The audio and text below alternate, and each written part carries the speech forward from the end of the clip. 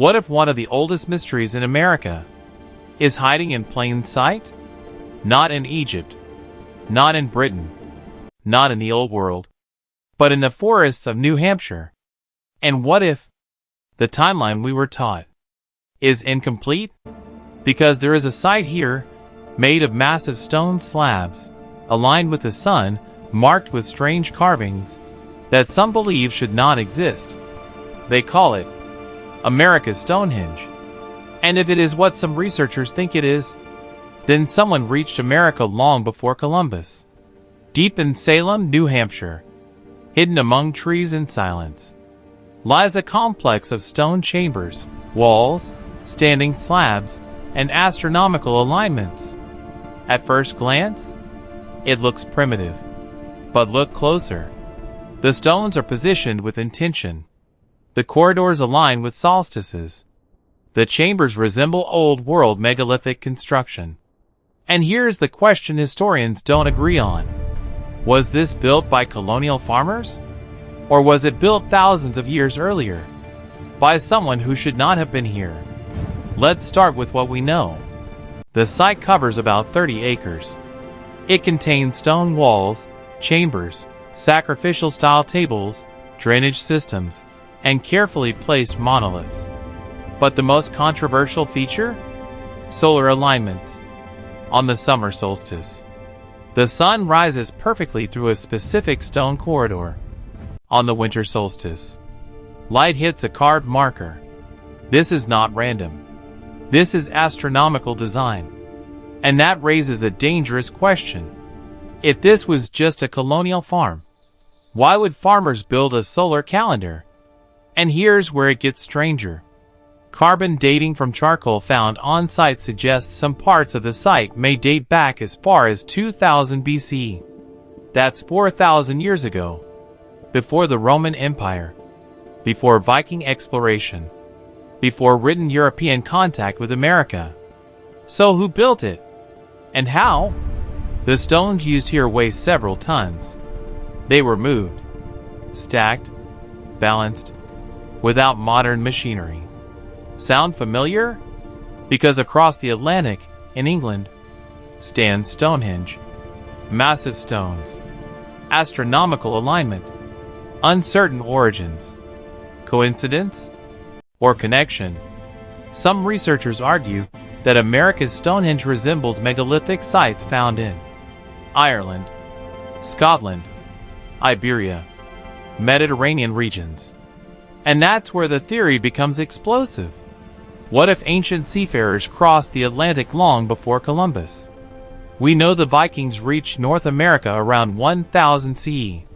We know ancient civilizations were capable of open sea travel. But what if they weren't the first?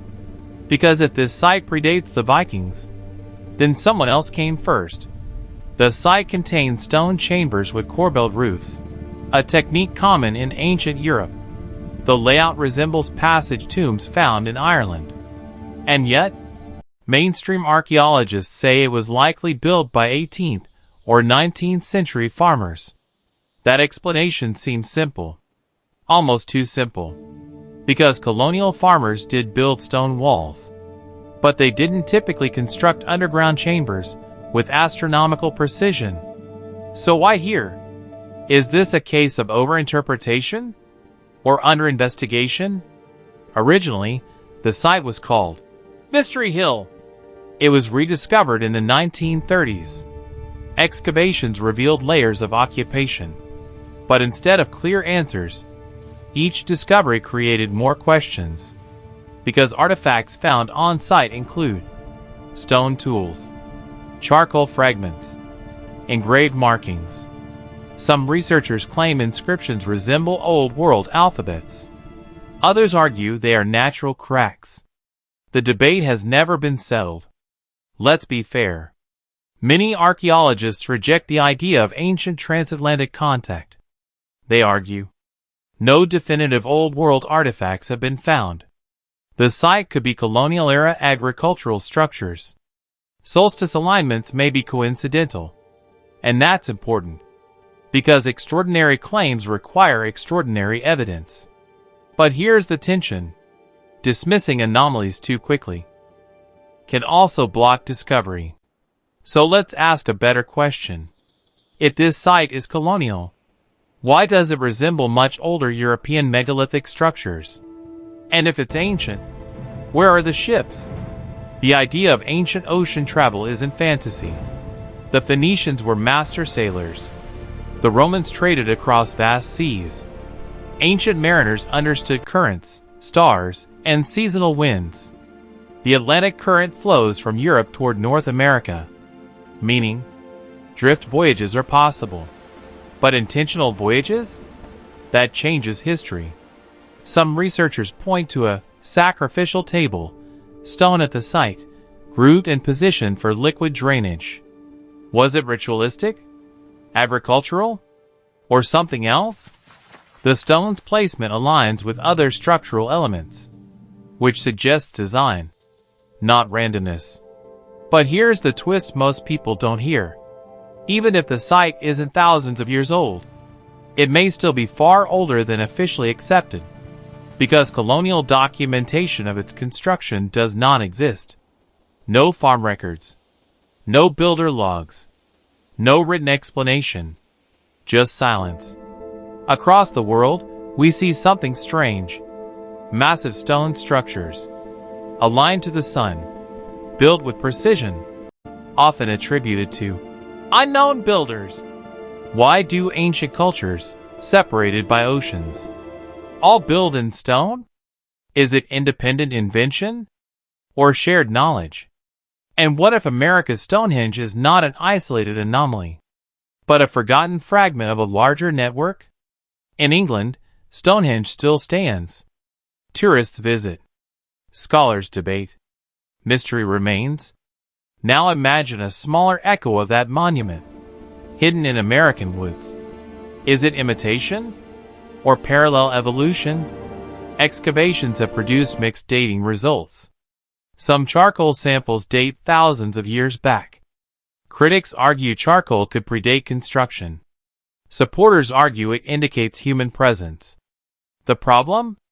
Layer disturbance. Time complicates archaeology, especially when sites are reused across centuries. There's something deeply human about this mystery. We want certainty. We crave clear timelines. But history isn't always neat. Sometimes, it's fragmented. Imagine for a moment that ancient sailors reach North America. They build a ritual site. They leave. Centuries pass.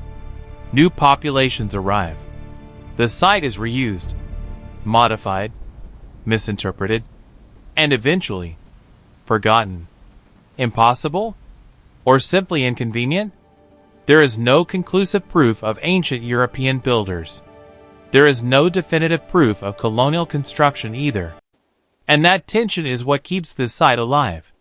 Because when evidence refuses to fit neatly into one box, the mystery survives. If even one pre-Columbian Old World site existed in America, it would reshape textbooks. It would suggest ocean navigation far earlier than believed, cultural exchange lost to time, a more connected ancient world, and perhaps a humbler view of human capability.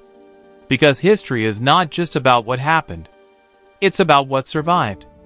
What if sites like this are dismissed not because they're impossible, but because they're uncomfortable? Academic systems move slowly. Paradigm shifts require overwhelming evidence. Until then, anomalies remain anomalies. Walk through the site at dawn. Mist between stones. Sunlight piercing a narrow corridor. For a moment, it feels intentional, ancient, measured, and whether built 300 years ago or 3000, it reflects something powerful. Human fascination with the sky. Maybe the real question isn't, did ancient Europeans build this? Maybe it's, why are we so certain they didn't? At the beginning, we asked, is one of America's oldest mysteries hiding in plain sight? The answer is yes. Not because we have proof of transatlantic voyages, but because uncertainty still surrounds this place. and uncertainty is the birthplace of discovery. So now I ask you, was America's Stonehenge built by colonial farmers? By an unknown indigenous culture? Or by visitors from across the Atlantic? Long before Columbus? Let me know what you think. Because history is written by evidence, but it is explored by curiosity. If you found this fascinating, wait until you see what was discovered in Brazil that challenges the Roman timeline. History might be older and stranger than we think.